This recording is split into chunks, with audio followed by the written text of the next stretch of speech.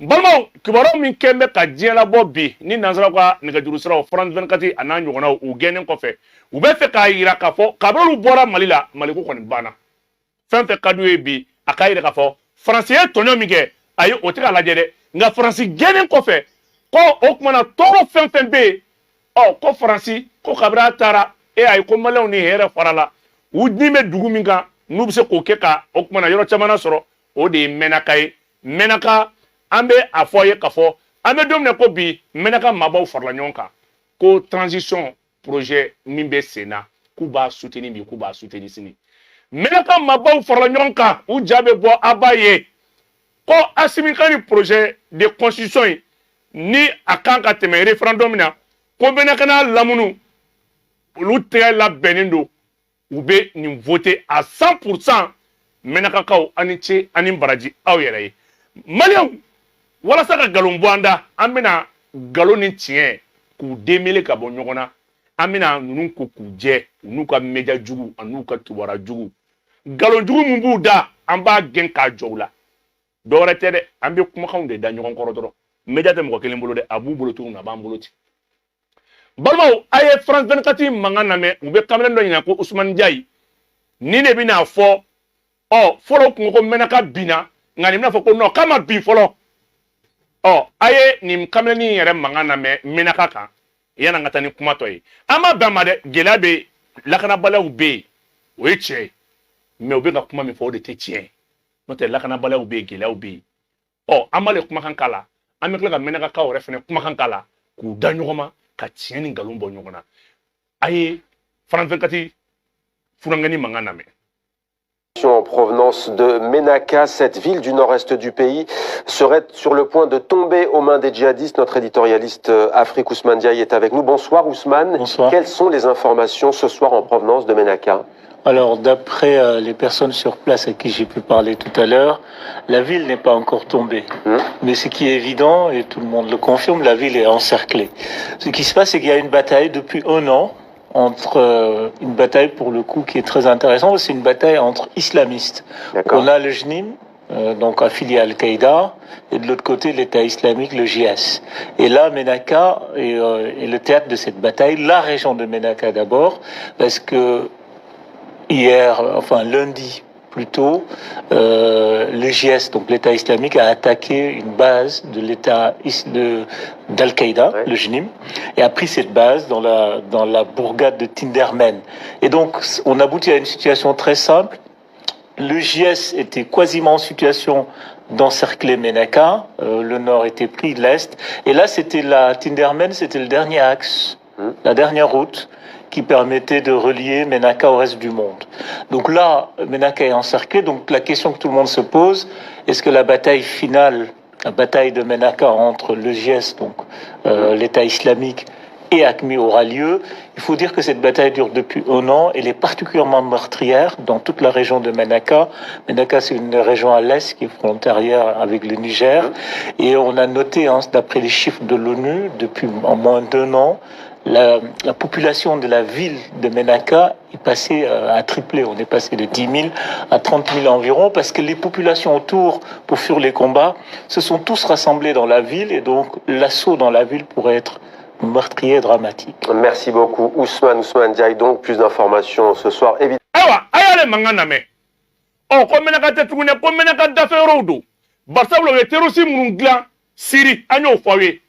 Siri mangan bana ala ke irishu ye Bachar deme o datoru la o kele datoru la o utaro bolu désormais to bina no luye donc ni sema maso ko fotama ni terroriste nu ne beta sema ere kele o de ka fo anga ntege di nyogoma anga nyogom mine mouvement armé an tege be nyogom bolo tugu mina sema na fara balma toka wallahi ga kuna wolo bodila fo ka jienwuli nanzaro bi utiliser la kana bala srafe mais fo ka jienwuli nanzaro ti se ko ke wa nanzaro tartu itala na fara anka aywa aye France kadi mo mangana me ko Menaka fam bem ne lendo no yana kani fo maliyo ateni fo Nations Unies wa ateni fo ministre na kunte terusu nyini wa iko mi mali sorosu desera ministre na kuye munye yana ka jobi awde nyebe Menaka o kuma na terusu dolna ku ubiga Menaka lamunu o ministre jore munye ni kelela o bɛ ministre nana ten yan a bɛna dɔn nin de la ko terroriste fɔlɔ-fɔlɔ ye ninnu yɛrɛ de a bɛna dɔn nin de la ko ninnu yɛrɛ de ye jamana binbaw ye n balimaw walasa ka galobɔ kuma bɛɛ da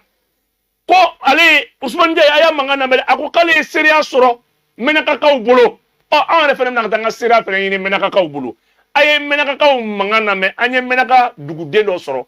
a b'a fɔ ko nkalon tɛ kuma la ko lakanabalaw ni bɛnganimisɛnninw bɛ yen mais bi Mɛnaka yɛrɛ kɔnɔ min b'olu tɔɔrɔ bi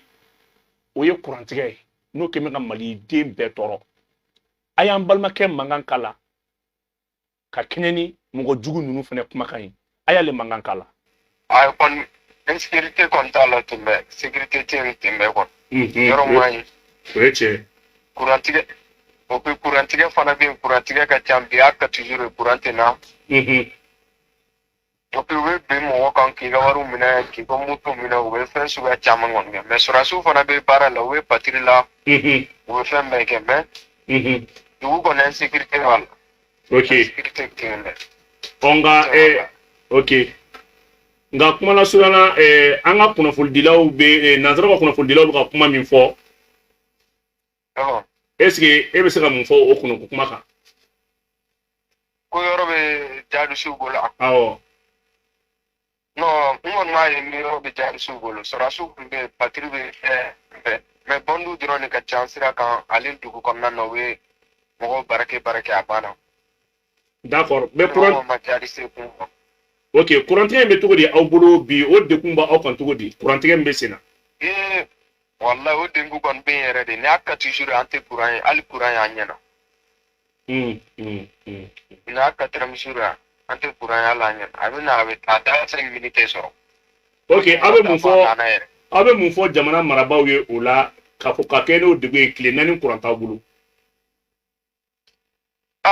sɔn fo n'u y'a ɲɛɲini parce que hali o dɔw kulo bɛ marche kɛ u bɛ ko wulila ko groupe de don o la mɔgɔw fana ma bɔ tuguni ka marche kɛ sinon Gawo ni Mɛnaka bɛɛ kuran ko a ma nɔgɔn balimaw a ye nin fila da ɲɔgɔn kɔrɔ a k'a lajɛ nin ye Mɛnaka den mankan ye bingali misɛnnin min bɛ Mɛnaka o ɲɔgɔn de bɛ o kuma na hali Kayi sira la maa si ma baw ma Mali kɔnɔ bi ko lakana ko bingaliw tɛ yen nka ko Mɛnaka bɛ terroriste de kun bolo France 24 ni Alimanw ka kunnafonidi so bɔra ni nin de ye u bɔr'o la ko ayi k'a ma bin dɛ ko nka ko sɔɔni k'a bɛna bin Mɛnaka ko min yɛrɛ b'olu tɔɔrɔ bi fana ko ye kuranko ye dugu min bɛ terroriste bolo u bɛ se ka kuranko fɔ wa gɛlɛya kɔni bɛ Mɛnaka bingali misɛnninw bɛ yen Mɛnaka ko ye tiɲɛ tɔɔrɔ b'u kan ko ye tiɲɛ déplacés bɛ ka na o ye tiɲɛ ko dutu t'o la nka nin nkalon kuma in nin kajibina kuma in a bɛna dɔn de la ko tubabu nɛn tɛ seli walahi an b'a ɲini an ka kunnafoniso fɛ ORTM fɛ ni tubabu y'an wele ka seereya ɲini Mali kɔnɔ ka nkalon tigɛ a ye taa o dugumɔgɔ dɔ ta a ka identité fɔ maliyɛnw ye ta bɛ fɔ nin de ma ko kunnafonidiso an ka chaîne a kana moyen b'aw minnu ye a kana mɔnɛ don an na aw minnu bɛ yen ni fɔ b'aw bolo a ye maliyɛnw kunnafoni walahi kunnafoni n'an m'aw jɔ aw jɔyɔrɔ la yan'an k'an jɔ an bɛ faranfasiya gɛn an bɛ RFI gɛn yan'an k'u gɛn u bɛ ka nkalon min tigɛ an k'u ladege ka tiɲɛ fɔ an ka jamanadenw ye u bɛ ka taa seereya ɲini an balimaw kan mais munna an yɛrɛ fana tɛ seereya ɲini ka maliyɛnw kunnafoni an ka chaîne sobaw fanga b'aw minnu na aw de bɛ moyen sɔrɔ nin baara ninnu kama n'i y'a ye RFI bɛ na faranfasiya bɛna ka na nkalon tigɛ ka da Mali la aw minnu bɛ yen aw minnu ye chaîne baw ye aw de kan ka taa nin ko daluya lajɛ k'a ta k'a bɔ téléjournal parler la 20h émission na dugumɔgɔw ka micro jɔ u da la an balimakɛ bɔra k'a seereya a ko sɔrɔsiw bɛ baara la cɛsiri bɛ sen na nka an n'a sɔrɔ lakanabaliya bɛ yen ko sɔrɔsiw bɛ baara la o bɛ bi Mali sɔrɔsiw jɔlen ɲɛna o bɛ bi an ka droniw ɲɛna o bɛ bi an ka radariw ɲɛna tubabu aw malola aw bɛ se min na an bɛ se a ɲɔgɔn kɛmɛ la se de b'aw ye dɔrɔn bilahi se min b'aw ye an ka se fitinin an bɛ ɲɔgɔn kɛlɛ n'a ye aw bɛ se min na an bɛ se o ɲɔgɔn kɛmɛ la anw tɛ jigin aw la koyi anw tɛ jigin aw la anw bɛ jigin an ka chaîne baw de la anw bɛ jigin an ka chaîne baw de la n'o tɛ anw tɛ jigin aw la pasabila aw bɛ ka wari min bɛ ka d'aw ma aw bɛ k'o baara de kɛ mais an bɛ impôt di an ka chaîne soba minnu ma olu de fana kan ka nin baara ɲɔgɔn kɛ k'aw ka nkalon jɔ o la walayi n'i y'a daminɛ tɛ yɛrɛ f'i kɛ n'i ye nkalon tigɛ yɔrɔ min n bɛ t'o dugumɔgɔ nɔfɛ k'o jɔ o bɛ nkalon jɔ i la e Usumani Diaye b'i jɔ k'o kɛ k'e ye seereya sɔrɔ e bɛna se ka Mali dɔn ka tɛmɛ an kan farafin yɛrɛ labila la balimaw Mali kɛra kunnawolo ye tugun an y'o de fɔ aw ye bi bɛɛ jɔlen don i jɔyɔrɔ la conseil de sécurité président bɛ reçu de bolo sigili kɛra kunasini sigili kɛlen kunasini Mali représentant Ablaye Diop ko nin t'ale ta kun bɔ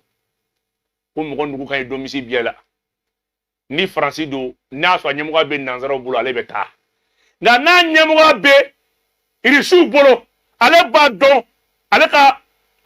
mala sigilen n'o ye Mali ka masakɛ bɛ ONU na ko bɛ se ka min fa ale yɛrɛ tɛ se k'o fa n'i ye Mali mɔgɔ ta i b'a fɔ ko de ka farin ni Mali mɔgɔ min kumara i b'a fɔ ko de ka jugu ni dɔn ye Mali kɛra kunnawolo ye koyi n ko cɛ ye Faransi ko k'a jɛ ka tuwawukɛ ko k'a jɛ ala ma se ka kuma a y'an balimakɛ fɛnɛ a bɛ kuma min fɔ Faransi kan a ko Faransi e de b'i jɔ maaw ma k'e bɛna rapport kuma fɔ anw ye e de b'i jɔ k'e de bɛna a fɔ k'e ye armée ba ye armée min tɛ terroriste ni kɔɲɔkɛlaw dɔn ka bɔ ɲɔgɔn na armée min tɛ denbajalatigi ni o kuma na zone dɔn ka bɔ ɲɔgɔn na armée min tɛ balimamaw ni basi sirilen drone b'aw bolo ka taa maaw faga kɔɲɔyɔrɔ e t'o ni terroriste dɔn ka bɔ ɲɔgɔn na e mana Demba Touré maa min kulo la e b'o bunte armée kuntan filɛ dɛ bilahi Faransi ni mɔgɔ kun b'a dɔn mɔgɔ kun t'e wele a bɛ kuma gɛn ka jɔ tubabukɛ la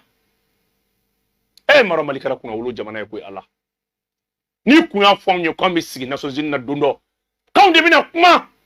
ko k'an fɛla fɔ ko diɲɛ b'a anw lamɛn Nations Unies tribune kan an n'an ka fantanya foyi tɛ nin se mɔgɔ ma ni ɲɛmɔgɔ hɔrɔn tɛ ni ɲɛmɔgɔ ɲumanw tɛ bilahi bɛɛ de b'a se la a y'an balimakɛ mankan lamɛn dɔrɔn a bɛ Faransi ale ni Équateur olu ka lasigiden min a b'u ko k'u jɛ cogo min k'a f'u ye ko ni tugu ni kalabancɛ tɛ mémoire sélective ka fɛn min b'i kunna ka dɔ bila ka dɔ ta n'o tɛ a nin bɛɛ b'e kunna i ye kafiriya min kɛ i ye kalabancɛ min kɛ o b'i kunna dɔ in fana b'i kunna k'e munna yanni k'i jɔ ko Mali ko transition ye nin kɛ k'i hakili bɛ mura la wa ko mura k'i hakili bɛ mura k'i hakili bɛ hakɛ to bunti la wa walayi tɔkɛ bɛna fɔ ko ale hakili b'a la kɛ mais a bɛna tɔkɛ fana bɛna kuma min fɔ k'a yɛrɛ tɔ curu an ka maliyɛn lamɛn fana o ta de b'an arranger k'a jɔ tubabuw la a y'ale lamɛn. Assurer donc que le gouvernement continuera d'œuvrer inlassablement pour la promotion et la protection des droits de l'homme ainsi que le respect des droits internationaux humanitaires sur notre territoire. Cependant, le Mali se dressera avec force et avec la même énergie contre toute utilisation de la question des droits de l'homme à des fins politiques ou de déstabilisation. Vous avez entendu tout à l'heure l'ambassadeur de France parler avec détermination concernant la situation des droits de l'homme au Mali. Je voudrais tout simplement vous dire qu'il a eu une mémoire sélective lorsqu'il a parlé spécifiquement du cas de Moura. L'ambassadeur de France se rappellera que dans le rapport de la Commission d'enquête internationale sur le Mali, plusieurs paragraphes sont consacrés aux violations des droits de l'homme sur les populations maliennes par les forces françaises. J'aurais aimé qu'il ait la même détermination à évoquer cela. Deuxièmement, j'aurais aimé que l'ambassadeur de France, s'il n'avait pas la mémoire sélective, dise à ses conseils qu'en janvier 2021, les forces françaises ont transformé une célébration de mariage en deuil national au Mali, à Bounti. J'aurais bien aimé, s'il n'avait pas la mémoire sélective, qu'ils disent à ce conseil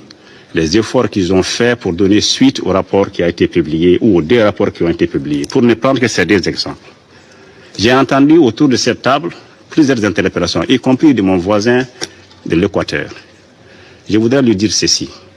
Le Mali a très peu de leçons, sinon pas du tout de leçons à recevoir d'un pays qui est également interpellé par rapport aux violations des droits de l'homme. la liberté d'expression, la liberté de se réunir, les persécutions contre les journalistes, les persécutions contre les procureurs et les juges sont monnaie courante dans votre pays. Donc n'ayons pas la mémoire sélective concernant les droits de l'homme. Elles sont valables pour nous tous. Donc je voudrais rassurer tout le monde, nous restons déterminés à travailler avec vous à l'amélioration de la situation des droits de l'homme, mais nous sommes opposés à la politisation et à la stigmatisation concernant cette question spécifique. Oh, Malion, Français ambassadeur, aba foko ay ko kele kote. Abina doro mina ko okmana nanzara uye zonye kuti tienfo. Rapport mu enquête be sena. Aye ni kuma flada nyoko makala jede. Rapport mu enquête be sena. Français de bo kono ko don. Français de bo kono ko don. Ko mura enquête be sena. Ko jabi bina bo soni. Min ko be Mali jalaki. Mira mura mu san wolovla. Mura be terusu de ka boloka. Nanzaro beta avion jigi mura, pisou kumi mura. Armou be jigi mura, déjà même que souffert. Le fait que abina fo ni iye yiri sou comme ça ka intervention d'amina la je. Aba fo ko Mali e doué ko dugum kanga deme.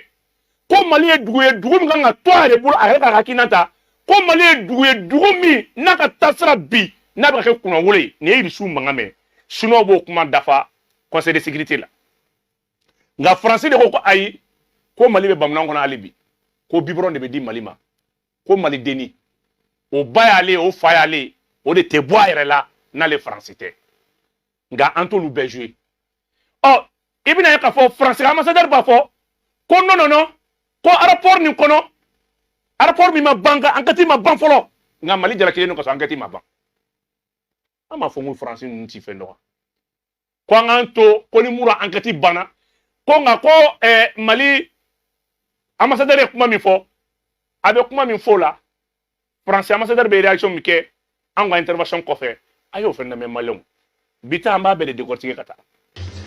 Je n'ai évidemment pas l'intention de polémiquer avec le représentant du Mali. En effet, tout ce qui est excessif est insignifiant. Et ce qu'il vient de nous dire concernant mon pays était excessif et donc insignifiant. Je voudrais juste rappeler deux choses. D'abord, au début de l'année 2013, et dans mes fonctions précédentes, j'ai été associé à ces décisions à chaque étape, la France est intervenue au Mali à la demande des autorités maliennes. Au début de 2013, le Mali faisait face à une offensive d'Al-Qaïda au Mali, dont les forces progressaient vers la capitale et auraient pris le contrôle intégral du Mali à quelques jours près, à 24 heures ou 48 heures près. Au début de 2013, qu'on le veuille ou non, c'est l'armée française qui a sauvé l'indépendance du Mali, qui sinon serait tombée aux mains d'un groupe terroriste Al-Qaïda au Maghreb historique, au Maghreb islamique et ses autres partenaires. Première chose. Deuxième chose, depuis le début 2013, ce sont 50 soldats français qui sont tombés au Mali pour la défense de l'intégrité, de la souveraineté et de la paix au Mali. Pour rien d'autre. C'est ce qui s'est passé. Et troisièmement, s'agissant des incidents évoqués par le représentant du Mali, tout cela est parfaitement inexact, à commencer par les accusations relatives au mariage qui s'était déroulé dans le village de Bounti. J'ai eu moi-même l'occasion de rencontrer le secrétaire général des Nations Unies et de lui diffuser les images enregistrées à ce moment-là pour expliquer ce qui s'était passé. Et les premières estimations et rapports des Nations Unies étaient malheureusement totalement inexacts et infondés. Donc basons-nous sur des faits, aidons les Nations Unies à faire leur travail, espérons qu'elles vont pouvoir continuer à enquêter dans le domaine des droits de l'homme, attendons patiemment que le rapport de Moura sorte. Il y a eu 300 morts en mars 2022 à Moura. On attend toujours le rapport du Conseil des droits de l'homme. Et pour sa part, la France continuera à aider le Mali et la population malienne qui souffre et qui a besoin de paix et probablement de démocratie. Malion, au Bekra Serré, l'une des Mali, la fierté internationale. aye France ambassadeur mangana me aba foni yoro la akoko jalaki bina ta kan segere jalaki mi ankati ma banfolo kuble jalaki ta kan segere jalaki mi ma banfolo onga ibina ka fo il suka intervention damne la oluba fay ki ka libi intervention ini terrorisme munu nana de ko am golle kele pour le moment bi terrorisme problème te Sahel kono be bena kan ka fo le parrain des terroristes o dona kaba Nations Unies rek mi ki nyetugunu kumaka note bebi ka fo bi ko terrorisme ka parrain Mali a fo Centrafrique ya fo Syrie Bachar ya fo il suka kuma bela oluba ka fo mais muna diete sigi o kuma na intervention ngara libi beba ka fo ko de kollo be ka jigi Sahel kono kene na ko de be Malika atala je akolo do togodi yani ministre kana fo kabe armée ou deme kabe mudu sumaya o kuma ni kuma mi fora Malian je nyemgo aya daw nyokoro doro be ko aka intervention ko libi kollo de jigna Malika mais kollo jumeno ngodo de ni marfatu bola kana do de kuma libi no oye o kuma na femi français mamunun takana nuye mina jienta fo ko français ndong de do anga kati de les français kuma kama o de ato jien ibi tugu do de la o be do ijiko France ambassadeur aya kuma kana me ale ba fo ni yoro la ko way kala de cleta bunti ataki mun kera ale de bom fli ko kera kan ko Nations Unies rapport mi fo ko c'est inexact aya la jede nolu jarakira Nations Unies rapport be galoyi nga nolu de bien mo jalaki ay Nations Unies rapport be che ay ni flana nyona kala de ale de accusera ko bunti kay maufa o nga ko o bunti Mali o mi fo ko bunti kale maufa ko ni commission internationale ka rapport la je ko kuma dafalente ko parce que français restaurant ko les clés ta ko to di Nations Unies na Nations Unies les clés mais Nations Unies bulani imagine Nations Unies bulote imagine mene ba c'est français dans kizile no balma aya fo kedi on ga rapport jube tien muratain Mali 6 kemina o de Nations Unies ko rapport de tien mais Nations Unies rapport mi kalika kale marfa ci ko yakela ka siblu fra ay ko tiche aya were fo Malion ay tegere fo awre kun billahi ay ni sonjana were ni Nations Unies discussion devant la tribune internationale. Quel Mali, quelle fierté, quel pays comme ça en 2 ans jamana de bora ki jo are korota jamana de balaka kuma ka jigida ala ani Mali de nyumon quoi. Donc anya ni vidéo ni jouer kuma mun be fo ni français ko sere ba bulu sere ba on repene bulu ni français mama ni nga jien ko na repene to tigi ni nga ama ni ortem fe aka fra anka moi ba le di ni français ko RFI ko sere be bako ala kata bako na ta sere nyini ba sabla foka jemle RFI ni nutan anu ge ga singana o nu ye galon ti oro na nga to galon gen ka jowla o ta bani Nations Unies ta awre bora ko laje Malion an balmaw an kunye ni élément nu ta ku je ku da nyon ko awre ku da nyon ko ra ku laje abina don de la bi ni ya soro satellite mun be sans fait ou satellite to bu ko satellite be taliga to na de jour de fanta batate galon saka tetum galon kin saka tike olu ba ta to na de jour de fanta batate folo ku meta satellite ka image ou ta ka monter ka galon ta ka dana mais bi on a des partenaires sincères crédibles munun la be no kande waya blau kuna Mali Somalie to ye pango kile ani wawa barsabla